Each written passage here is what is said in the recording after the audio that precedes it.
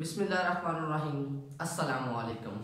उम्मीद है कि आप खैरियत से होंगे और हम पढ़ रहे हैं फिज़िक्स। आज हमारा आर्टिकल बहुत इजी है, बल्कि आप यूँ समझें कि हमने इस आर्टिकल के बारे में पहले से कुछ डिस्कस किया हुआ है, that is Gauss's law. Gauss's law के बारे में आपने ये पढ़ा हुआ है कि आप इसकी मदद से इलेक्ट्रिक फील्ड फाइंड आउट कर सकते हैं और हम इसकी वजह से इलेक्ट्रिक फ्लक्स फाइंड आउट कर सकते हैं। लास्ट टाइम हमने इसकी एक एप्लीकेशन पढ़ी थी। हमने कहा था कि अगर आपके पास एक स्फीयर हो जिसकी सरफेस के ऊपर चार्ज पड़ा हुआ है तो आप उस स्फीयर के अंदर इलेक्ट्रिक इंटेंसिटी कैसे मेजर कर सकते हैं या उस स्फीयर के अंदर इलेक्ट्रिक इंटेंसिटी कितनी होगी। तो हमने उसको प्रॉपर्ली डिस्कस किया और उसका लिंक आपको नीचे डिस्क्रिप्शन में मिल जाएगा। आज का जो हमारा आर्टिकल है वो दो एप्लीकेशंस हैं। वो दो एप्लीकेशन कौन कौन सी हैं? इसमें स्टूडेंट आपके पास पहले जो एप्लीकेशन मैंने लिखी हुई है, electric intensity due to a infinite sheet of the charges. हम एक शीट है हमारे पास एक चार्जेस की और आप उस चार्जेस की शीट का जो है वो इलेक्ट्रिक इंटेंसिटी मेजर करना चाह रहे हैं। और दूसरी जो बात हम कर रहे हैं वो ये है कि अगर आपके पास दो पैरेलल प्लेट्स हैं और उन दो पैरेलल प्लेट्स के दरमियान आप इलेक्ट्रिक इंटेंसिटी मेजर करना चाहते हैं, then what will be the value of E। तो हम स्टार्ट करते हैं अपनी पहली एप्लीकेशन से। इसके लिए आप इमेजिन करें कि ये आपके पास एक शीट ऑफ पेपर है और इस पेपर शीट के ऊपर सारा का सारा यूनिफॉर्मली पॉजिटिव चार्ज है। यूनिफॉर्म पॉजिटिव चार्ज से क्या मुराद है? चार्जेस जो है वो आपके पास इक्वली स्पेस्ड है। ये इंपॉर्टेंट बात है। आप मार्बल लगा हुआ देखते हैं घर में, तो उनमें जो उसकी शीट्स होती हैं वो एक रेगुलर पैटर्न के बाद खुद को रिपीट करती हैं। तो यूं समझ लें कि ये जो इलेक्ट्रिक इंटेंसिटी आप मेजर करना चाह रहे हैं, ये जिस शीट के ऊपर चार्जेस पड़े हुए हैं वो चार्जेस भी इक्वली स्पेस्ड हैं। तो आपके पास ये शीट है और शीट से मुराद ये नहीं है कि ये चार्जेस सिर्फ एक साइड पे होंगे। आप यूं समझ लें एक ट्रे है आपके पास, एक फ्रेम है, आपने उस फ्रेम के अंदर जो है ना चार्जेस फिट किए हुए हैं। चार्जेस की इंटेंसिटी इस तरफ भी होगी, चार्जेस की इंटेंसिटी इसके ऑपोजिट साइड पे भी होगी। अच्छा, अब हमने चार्जेस मेजर करने हैं, चार्जेस की का फ्लक्स देखना है। तो उसके लिए जब बात हमने की थी एप्लीकेशंस में, पहली एप्लीकेशन में हमने कहा था कि हमें फ्लक्स मेजर करना पड़ेगा। फ्लक्स मेजर करने के लिए अब हम क्या करेंगे? शीट है, ये समझ ले एक शीट ही मेरे पास है, मैं अपने हाथ को शीट कंसिडर कर लेता हूँ। इस शीट के ऊपर की तरफ भी फ्लक्स है, इस शीट के नीचे की तरफ भी फ्लक्स है। इसका मतलब मुझे इस फ्लक्स को मेजर करने के लिए कोई ऐसी सरफेस लेनी पड़ेगी जिन सरफेस से मेरे चार्जेस का जो फील्ड है वो पास आउट कर रहा होगा। इमेजिन करें कि ये शीट है और इस शीट के ऊपर मैंने एक ग्लास रख दिया है। अब आपका ग्लास जो है उसकी सरफेस में से, उसके इनर पार्ट से फ्लक्स जो फील्ड लाइंस है वो गुजर रही होंगी। अब चार्जेस के इनर साइड से फील्ड लाइंस गुजरना, और इसी तरह आपने एक ग्लास नीचे की तरफ लगाया हुआ है, उस ग्लास की सरफेस से भी क्या कर रहे हैं? फील्ड लाइंस गुजर रही हैं। आप यूं समझ लें बॉटम ऑफ द ग्लास से फील्ड लाइंस गुजर रही हैं। अच्छा, अब ये ग्लास फिजिकली आपके पास क्या होता है?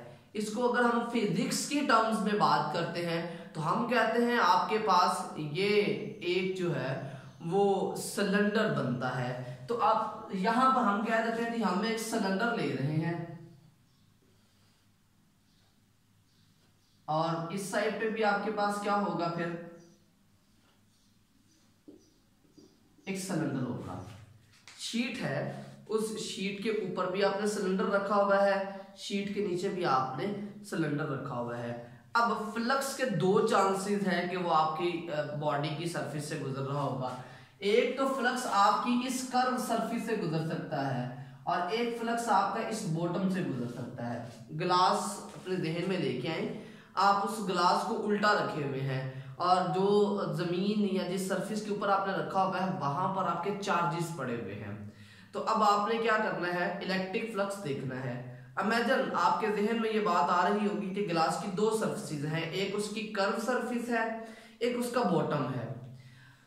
हमने भी यही काम किया है, हमने फ्लक्स देखना है कर्व सरफेस से और बॉटम से। अच्छा जी, अब आप बात करते हैं फ्रॉम कर्व सरफेस।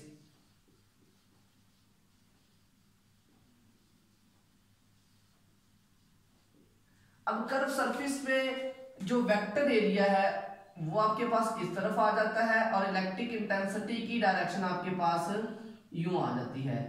तो कर्व सरफेस पे electric intensity and area vectors are perpendicular to each others.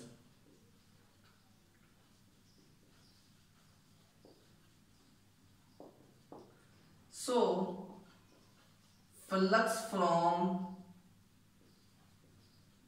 curved surface will be 0। ये मैंने बात लिख दी है बोर्ड के ऊपर। कर्व सरफेस जो होगी, ये सिलेंडर है, इसकी इस कर्व सरफेस से किसी भी तरफ अगर हम बात करते हैं तो इलेक्ट्रिक फ्लक्स आपका 0 होगा। कोई field line in curve surface से पास आउट नहीं कर रही। और ये मेरा ख्याल है कि हमारी जो कॉमन सेंस है वो भी हमें यही बात गाइड करती है कि वहां से कोई फ्लक्स पास आउट नहीं कर रहा होगा। अब सेकेंडली बात करते हैं जी आपकी upper surface, bottom of the surface at upper portion and bottom of the surface at lower portion. तो आपके पास जो फ्लक्स आ जाता है वो बेसिकली फ्लक्स 1 जो यहां से पास आउट कर रहा है और सेकंड फ्लक्स आपके पास आ जाता है यहां से, तो दैट इज फ्लक्स 2। अब इन दोनों फ्लक्स की अगर हम बात करते हैं it will be equal to the same, क्योंकि दोनों सेम है तो आपके पास ई ए और साथ 2 का पैरामीटर हमने लगा दिया। ये बात आपके पास आगे बड़ी क्लियर सी है कि फ्लक्स और यहाँ चूंकि फील्ड लाइंस और वेक्टर एरिया दोनों पैरेलल है तो ई डॉट ए आपके पास 1 हो जाएगा। अच्छा जी, ये आपने डेफिनेशन यूज की और आपके पास क्या वैल्यू आ गई है, फ्लक्स की वैल्यू आ गई। अच्छा जी, अब बाय गॉसेस लॉ हमें एक बात पता है, जो आपके पास फ्लक्स होता है this is 1 over epsilon nought time charge enclosed by the surface. Now what is the charge here? हमें तो पता ही नहीं चार्ज कितना है।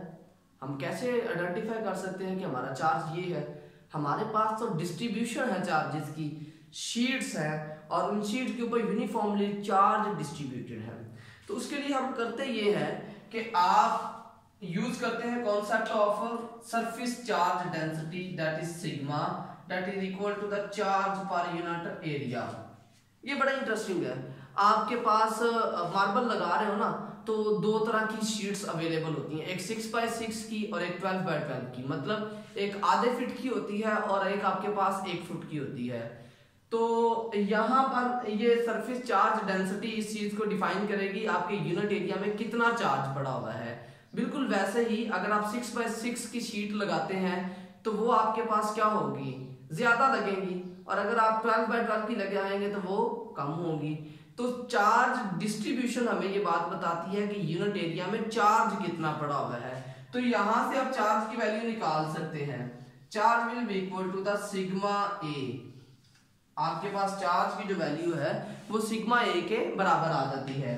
अच्छा जी, अब इसको आप इक्वेशन नंबर 2 में पुट करें using Q is equal to the sigma A in equation number 2। तो फ्लक्स की वैल्यू आपके पास आ जाती है 1 over epsilon not times sigma A। This is equation number 3। अच्छा जी, अब आपके पास 3 इक्वेशन हैं, बल्कि हमें तो 2 कंपेयर करनी है। इन 2 में से आपके पास क्या आ जाता है जी, equation 1 from equation 1 and equation 3 दोनों फ्लक्स की वैल्यूज हैं और वो सेम है उनकी एक साइड। तो 2 times of E A will be equal to the 1 over epsilon nought time sigma A. यहां से हमने निकालनी है इलेक्ट्रिक इंटेंसिटी, तो आपके पास electric intensity will be 1/2 of E nought into sigma.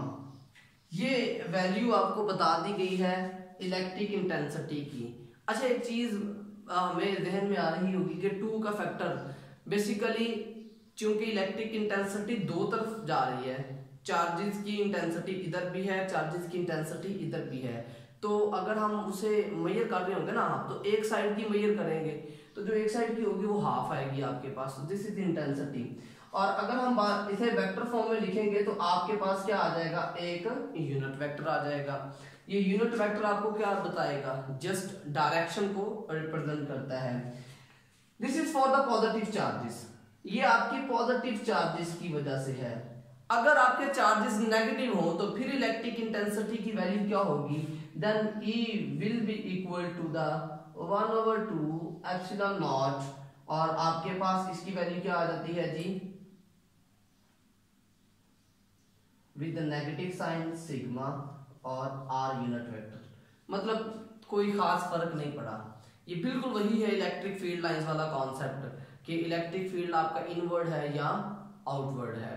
तो ये आपका इनवर्ड है तो इसलिए नेगेटिव साइन आपके पास शो कर दिया गया है जी।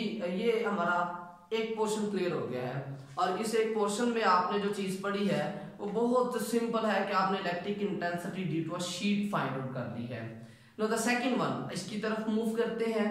इसमें हम क्या बात सीख रहे होंगे, आप जो बात सीख रहे होंगे वो आपने यहाँ पर आइडेंटिफाई करनी है। यू विल सी कि ये फार्मूला उससे मिलता जुलता ही कुछ आ रहा है। अच्छा जी, आपके पास यहाँ पर क्या होता है, ये शीट है पॉजिटिव चार्जेस की, और यहां पर आपके पास एक शीट है जहां पर नेगेटिव चार्जेस हैं। अब हमें इस बात का पता है कि चार्जेस जो है वो फ्लो करते हैं अपर टू लोअर पोर्शंस। जो इलेक्ट्रिक इंटेंसिटी या इलेक्ट्रिक फील्ड लाइन है वो पॉजिटिव से नेगेटिव की तरफ जाती है। इसका मतलब यहाँ पर E की जो डायरेक्शन होगी वो डाउनवर्ड आएगी। This is the direction of electric field. Now the question is कि how we can find the electric intensities. It's very simple. You समझ लें कि आपकी जो इस वक्त सीलिंग है वो पॉजिटिव है, और अगर हम बात करते हैं यहाँ पर जो आपका फ्लोर है वो नेगेटिव है। हमने इस कमरे में इलेक्ट्रिक इंटेंसिटी फाइंड आउट करनी है। उसके लिए हमें क्या करना पड़ेगा, इट्स वेरी सिंपल। वो कहता यूं है कि आप एक रेक्टेंगुलर ब्लॉक्स ले लें। ये मेरे पास एक रेक्टेंगुलर ब्लॉक है।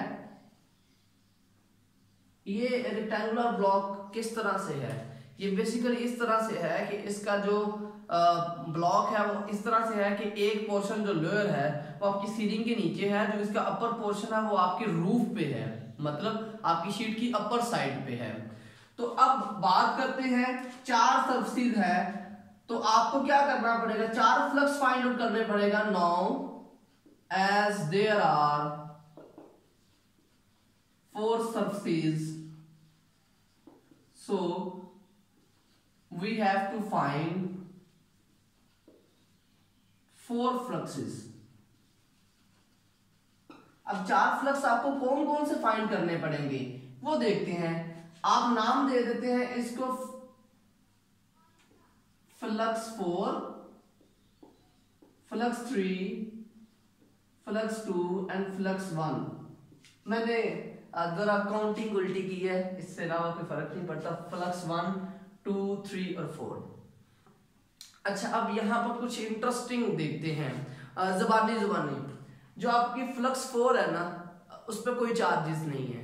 इट मींस फ्लक्स 4 आपके पास क्या होगा, 0 होगा। Clear? As there are no charges, there are no field lines passing through the roof of the surface. आपकी सरफेस की रूफ से चूंकि कोई भी फ्लक्स पास आउट नहीं कर रहा, लिहाजा फ्लक्स 4 तो हो गया 0। अब इन सरफेस की बात करते हैं। यहां पर एरिया वेक्टर्स जो हैं वो इस डायरेक्शन में आते हैं, तो हम लिख देते हैं फ्रॉम सरफेस 2 and 3। जहां पर फ्लक्सेस हैं उसी डायरेक्शन पैटर्न से हमने नाम लिख लिए हैं। Area vector and E are perpendicular, so flux 2 is equal to the flux 3 that is equal to 0। Interesting. देखें, 4 सरफेस हमने ली हैं और उन 4 में से 3 फ्लक्स आप 0 कर चुके हुए हैं। 3 फ्लक्स 0 हैं। एक तो आपकी सरफेस से बाहर है ना, वहां पर तो कोई फील्ड लाइन नहीं है, और दूसरा बाकी जो दो सरफेस है वहां पर इलेक्ट्रिक फील्ड लाइंस और वेक्टर एरिया दोनों एक दूसरे के परपेंडिकुलर है। अगर ये सीन है तो फिर भी आपका फ्लक्स क्या हो जाएगा, जीरो हो जाएगा। अच्छा जी, अब बात करते हैं फ्रॉम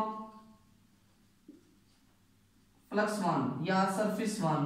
तो आपके पास क्या होगा जी, इलेक्ट्रिक इंटेंसिटी और वेक्टर एरिया दोनों की डायरेक्शन सेम है, तो फ्लक्स वन ही हमारा टोटल फ्लक्स है और वो किसके बराबर आ जाता है, ई ए के बराबर आ जाता है। आप इसको नाम दे देते हैं जी इक्वेशन नंबर 1 का। इक्वेशन 1 में हमने फ्लक्स निकाल लिया है और फ्लक्स आपके पास क्या आ जाता है, ई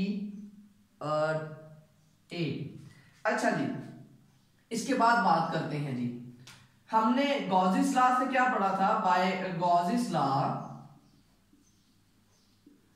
flux is equal to the 1/ε0 time charge enclosed. Again बात वहीं पर वापस आ गई है कि चार्ज तो आपके पास है ही नहीं। अगर आपके पास चार्ज नहीं है तो फिर आप कैसे गॉसिस लॉ अप्लाई कर सकते हैं। इसके लिए फिर हम यही काम करेंगे जो आपने पीछे वाले कॉन्सेप्ट में किया हुआ है। उसके मुताबिक क्या आ जाता है जी, हमें पता है कि जो सरफेस चार्ज डेंसिटी है that is equal to the charge per unit area. यहां से हमारे पास चार्ज की वैल्यू क्या आ जाती है, सिग्मा ए, और आप ये वाली वैल्यू इस इक्वेशन में पुट करेंगे, phi will be equal to the 1/ε0 times sigma A. अच्छा जी, हमने चार्जेस की वैल्यू निकाल ली और वो चार्जेस की वैल्यू क्या आ जाती है, phi is equal to the 1/ε0 times sigma A. अच्छा जी, आपके पास इक्वेशन 1 और 2 इनको कंपेयर करते हैं। कंपैरिजन से आपको क्या मिलेगा जी, कंपैरिजन से आपको मिलेगा यहां से E A that is equal to the 1/ε0 times sigma A. Area आपके पास कैंसिल आउट हो गया, so you will be left with E is equal to the 1/ε0 time sigma. अच्छा जी, ये क्वेश्चन 1/2, ये क्वेश्चन कंप्लीट, मतलब नो हाफ। इलेक्ट्रिक इंटेंसिटी आपका जो एरिया था एक था, यहां पर आपके एरियाज कितने थे, 2। इलेक्ट्रिक इंटेंसिटी दो तरफ थी, तो आपके पास एक साइड पे कितनी होगी, हाफ। यहां पर इलेक्ट्रिक इंटेंसिटी एक ही साइड पे है, सारा का सारा फ्लक्स आपके उसी रीजन में से गुजर रहा है, ये आपके पास आ गया। अच्छा, दूसरी बात, यहां पर आपने नेगेटिव के लिए नेगेटिव लिखा था, लेकिन यहां नेगेटिव के लिए नहीं लिखेंगे क्योंकि आपका जो फील्ड है वो पॉजिटिव से स्टार्ट होकर नेगेटिव की तरफ जा रहा है, तो नेगेटिव भी अगर लेंगे तब भी आपके पास आंसर इतना ही आएगा। अच्छा जी, उम्मीद है कि थोड़ा सा मुश्किल आर्टिकल होता है, लेकिन आप लोगों ने मेहनत की है और इसको अच्छी तरह से रिवाइज कर लिया होगा। अपना बहुत ज़्यादा ख्याल रखिएगा जी। अल्लाह हाफिज़।